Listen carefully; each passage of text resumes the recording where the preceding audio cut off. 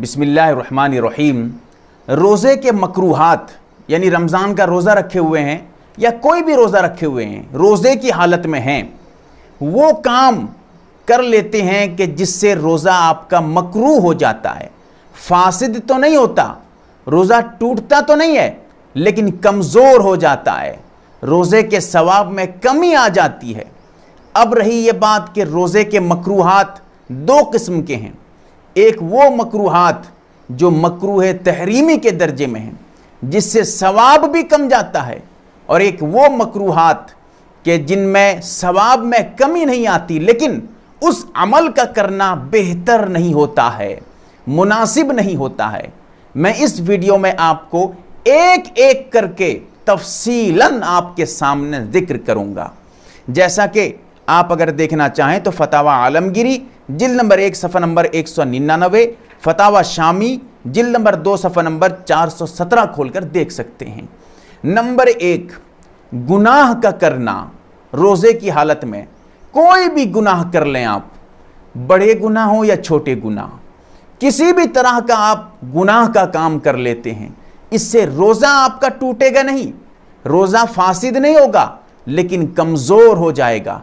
अगर गुनाह वो गुनाह कबीरा है तो आपका रोज़ा सख्त मकरूह होगा, सवाब में ज़बरदस्त कमी आएगी। इसीलिए गुनाहों से बचा करें रोज़े की हालत में। ख़ास तौर से गुनाह, मैं मिसाल के तौर पे 2-4 गुनाह का जिक्र कर देता हूँ, जैसे झूठ का बोलना, गीबत का करना।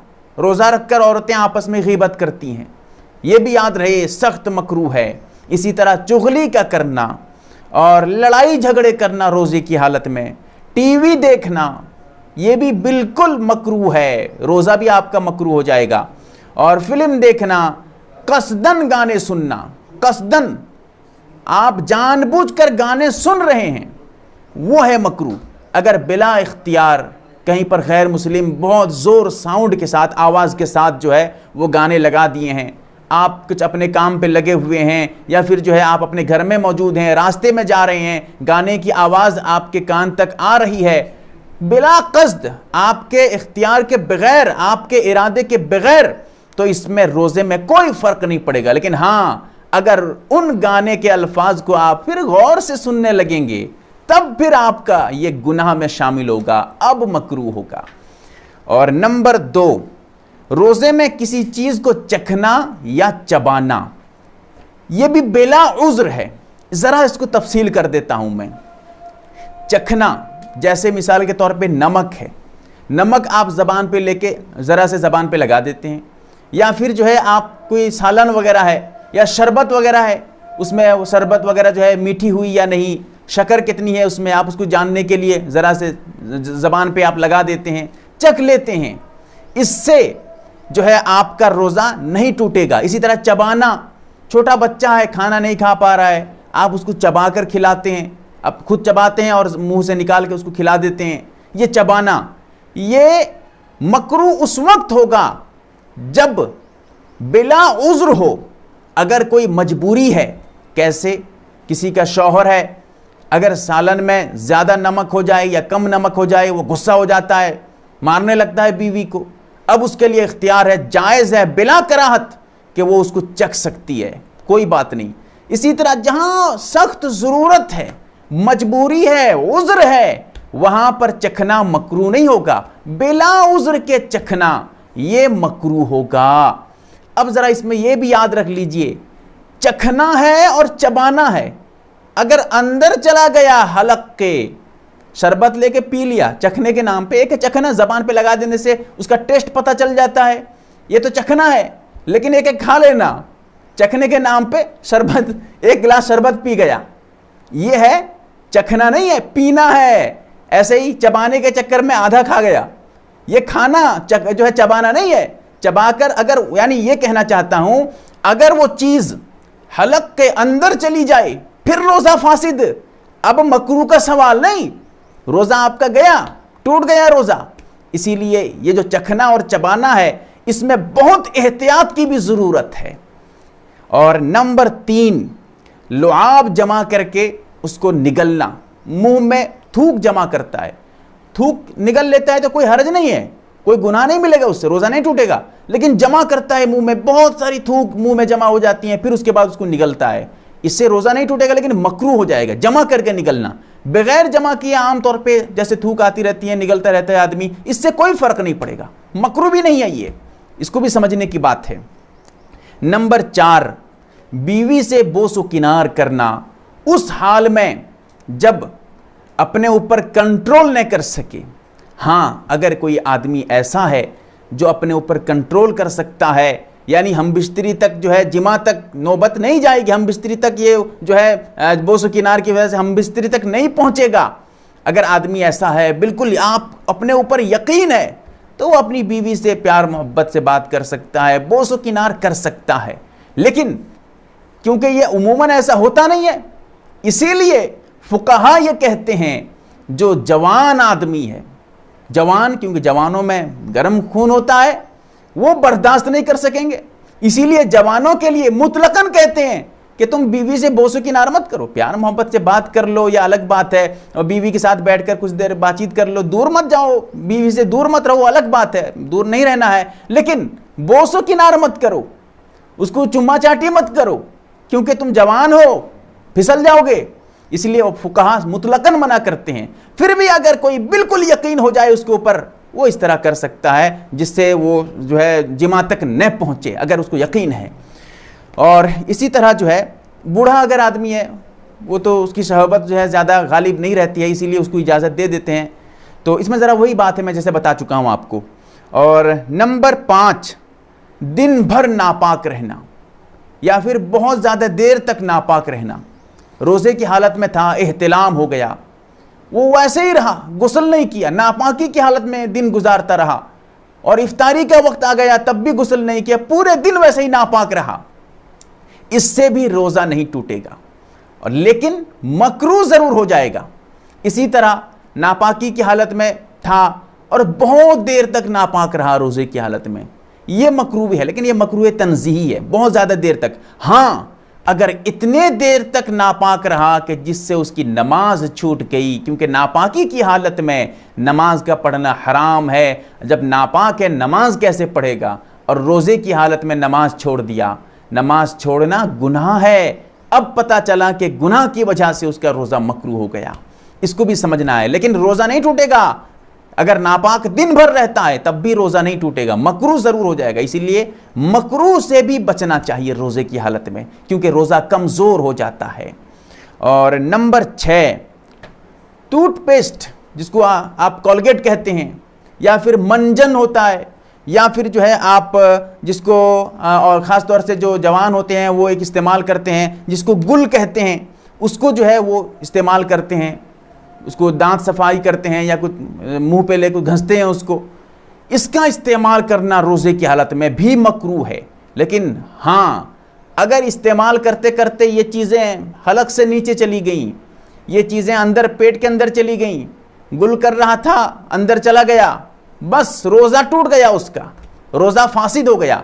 हाँ, अगर ये अंदर न जाएं, सिर्फ बाहर से वो इस तरह कर ले, इससे रोज़ा नहीं टूटेगा, लेकिन मकरूह है। जब मकरूह है तो नहीं करना चाहिए, क्योंकि मकरूह कामों से भी बचना है। और नंबर 7, इस्तिंजा में मुबालगा करना। पेशाब और पैखाना करने के बाद इस्तिंजा करते हैं, उसमें बहुत अच्छी तरह से उसको सफाई कर रहा है, रगड़ रगड़ के अच्छी तरह से मुबालगा कर रहा है, इससे क्यों मना किया गया? हो सकता है कि पानी जो है शर्मगाह के रास्ते अंदर चला जाए, ज़्यादा मुबालगा। हाँ, धोना चाहिए, आम तौर पे जैसे धोते हैं वैसे ही धोना चाहिए, लेकिन अच्छे से बिल्कुल 1-1 घंटा 10-10 मिनट 20-20 मिनट बैठ के वो इसको धो रहा है, काम उसका यही लग गया है कि रोज़े की हालत में बैठ के धो रहा है, 10 मिनट धो रहा है। अब ऐसी सूरत में उसका रोज़ा मकरूह होगा। क्यों? 2 वजह है। एक वजह यह है कि हो सकता है पानी अंदर चला जाए, इससे रोज़े में फ़र्क पड़ेगा। दूसरी बात यह है, अगर न भी जाए हो सकता है शहवत उभर जाए, और उसकी वजह से जो है शहवत की वजह से मनी खारिज हो जाए, फिर रोज़ा उसका फासिद हो जाएगा। इसीलिए इससे भी मना किया जाता है। लेकिन कुछ लोग इससे ये गलत मफहूम समझते हैं, रोज़े की हालत में पेशाब पैखाना करके अच्छे से मत धुओ, वो मतलब नहीं है। ऐसा नहीं हो कि आप अच्छे से न धों और मजलिस में बैठने लगे, लोग कहेंगे यार बदबू कहाँ से आ रही है, ऐसा नहीं होना चाहिए। इसका ये हरगिज मतलब नहीं है, इसीलिए मैं वाज़ेह तौर पे आपके सामने बयान करता हूं ताकि आप समझ सकें क्या बात है क्या नहीं है। और नंबर 8, गरारा करना रोज़े की हालत में, और इस पर मेरी एक मुस्तकिल वीडियो है, उसका टाइटल मैंने रखा है रोज़े की हालत में वो काम कि जिससे रोज़ा आपका फासिद हो जाएगा, वो गलती न करें, ये टाइटल मैंने रखा है। इसीलिए गरारा करना रोज़े की हालत में, चाहे जो है आप वज़ू में गरारा करें या गुस्ल में गरारा करें, मुंह पे पानी लेकर गड़गड़ गड़गड़ करते हैं गरारा, ये मकरूह है, नहीं करना चाहिए। अगर कोई कर लेता है, पानी अंदर गया नहीं है, इससे रोज़ा नहीं टूटेगा, लेकिन पानी अंदर चला जाए तो फिर रोज़ा टूट जाएगा। इसलिए इसमें और भी तफसील है, उस वीडियो को ज़रूर देख लेना। और इसी तरह नंबर 8 में गरारा के साथ साथ नाक में पानी डालने में, जब गुस्ल में या जब आप वज़ू करेंगे, कुल्ली करेंगे, उसके बाद नाक में पानी डालते हैं, वो जो नाक में पानी डालेंगे उसमें भी मुबालगा मत करना, क्योंकि अगर नाक में पानी डालते डालते बाई चांस पानी अंदर चला गया, मगज़ तक चला गया, पेट के अंदर पानी चला गया, आपका रोज़ा गया, टूट गया आपका रोज़ा। इसीलिए मुबालगा मत करना। हाँ, पानी अच्छे से डाल देना, लेकिन अच्छे से मुराद ये नहीं है कि बिल्कुल आप सुड़क के अंदर डाल देते हैं, मगज़ तक डाल देते हैं, वो मत करना। नाक में पानी डाल के साफ़ सफाई करना ये अच्छी बात है, और गुस्ल में तो ज़रूरी है नाक में पानी डालना, लेकिन मुबालगा बहुत ज़्यादा करके अंदर डालना पानी नाक के, ये गलत है, मकरूह है। ठीक है, ज़रा समझिएगा बात को। और नंबर 9, थका देने वाले काम के करना। थका देने वाला कोई काम जानता है रोज़ा रखा हूँ, उसके बाद कोई ऐसा काम कर रहा है जिससे वो थक जाएगा, फिर कहेगा यार प्यास लग रही है, जान तड़प रहा है, मतलब बेचैन हो जाएगा, ये काम भी करना रोज़े की हालत में मकरूह है। लेकिन हाँ, किसी का पेशा है, मिसाल के तौर पे जैसे वो कोई मिस्त्री यानी लेबर वगैरह होते हैं, जो मज़दूर होते हैं, काम करते हैं, मेहनत करते हैं, उनकी आदत हो जाती है, वो थक जाते हैं, लेकिन कोई उनको ज़्यादा तकलीफ़ नहीं होती है, वो अपना पेशा है, कैसे करेंगे, फिर घर कैसे संभालेंगे, वो करते हैं, ठीक है, कोई बात नहीं है। लेकिन जानबूझकर कोई वजह नहीं है, बस मेहनत कर रहा है, बगैर मजबूरी के काम कर रहा है, जिससे थक जाता है, बाद में रोज़े में उसको दिक्कत पैदा होती है, अब ये काम करना उसके लिए मुनासिब नहीं है। इसी तरह रोज़े की हालत में खून का देना, खून के निकल जाने से रोज़ा नहीं टूटता है, खून के निकालने से भी रोज़ा नहीं टूटता है, लेकिन इतना खून निकाला किसी को देने के लिए, खून जो है डोनेट कर रहा था, किसी को दे रहा था, अब इतना खून निकाल लिया, ये खुद कमज़ोर हो गया, खून देने के बाद ये चल भी नहीं पा रहा है, उठ भी नहीं पा रहा है, कह रहा है यार कमज़ोरी लग रही है मुझे, इतना खून दे दिया, अब उसके लिए मकरूह है रोज़े की हालत में ऐसा करना, लेकिन रोज़ा नहीं टूटेगा इससे। मसला अच्छे से समझिएगा, समझ पा रहे होंगे तो कमेंट्स में ज़रूर बताएं, न समझ पाएं तब भी बताएं, ताकि मैं आपकी जो है बात को सही तरीके से समझ के फिर उसकी जो है इस्लाह कर सकूं। उलमा से ज़रूर रब्ता करिएगा, न समझ पाएंगे। तो नंबर 10, सहरी में ताख़ीर करना, इतनी ताख़ीर करना कि जिससे शक हो जाए कि लगता है तुलुए फ़ज्र है, यानी तुलुए फ़ज्र हो चुकी है, फ़ज्र तुलू मतलब कि आपका जो है सुबह सादिक हो चुकी है, इतनी देर तक ताख़ीर कर दिया, शक होने लगे। हाँ, जब टाइम टेबल आपके पास मौजूद है, मिसाल के तौर पे कहीं पर किसी जगह 4:10 पे टाइम ख़त्म हो जाता है, 2-4-5 मिनट पहले आप सहरी बंद करते हैं एहतियात के तौर पे, ताख़ीर न करें इतनी देर तक कि आपको शक हो जाए कि लगता है टाइम से ज़्यादा मैं खा लिया हूँ, शक हो जाए, इतनी देर तक सहरी करना ये भी मकरूह है। इफ्तारी में इतने जल्दी कर लेना कि सूरज के न डूबने पे आपको शक हो जाए, लगता है सूरज डूबा नहीं था, मैं पहले उससे इफ्तार कर लिया, शक हो जाए आपको, ये भी मकरूह है। इतनी जल्द नहीं करना चाहिए, टाइम जब हो जाए तो आप इफ्तारी कर लें, जब टाइम हो जाए 1-2 मिनट एहतियात के तौर पे रखें, सहरी बंद कर दें, यही सही तरीका है। और नंबर 11, कसदन सहरी न करना। सहरी करना सुन्नत है, नहीं छोड़ना चाहिए, बरकत है इसमें, लेकिन कोई आदमी जानबूझकर सहरी करने नहीं उठता है, पहले से इरादा है कि आज सहरी नहीं करूंगा, बगैर सहरी के रोज़ा रखूंगा, मकरूह है। सहरी में ज़रूर उठा करिए, सहरी में उठना ज़रूरी नहीं है, लेकिन उठा ज़रूर करिए, कुछ नहीं है तो कम से कम पानी पी लीजिए, ताकि सहरी करने की सुन्नियत जो है वो अदा हो जाए, सहरी का सवाब आपको मिल जाए। फिर भी अगर कोई जानबूझकर बगैर मजबूरी के सहरी छोड़ देता है तो रोज़ा तब भी हो जाएगा, लेकिन मकरूह है ऐसा करना। ये 11 चीज़ें ऐसी हैं रोज़े की हालत में रोज़ेदार को नहीं करना चाहिए, वो कोई भी रोज़ा हो, चाहे वो नफल रोज़ा हो, फ़र्ज़ रोज़ा हो, वाजिब रोज़े हो।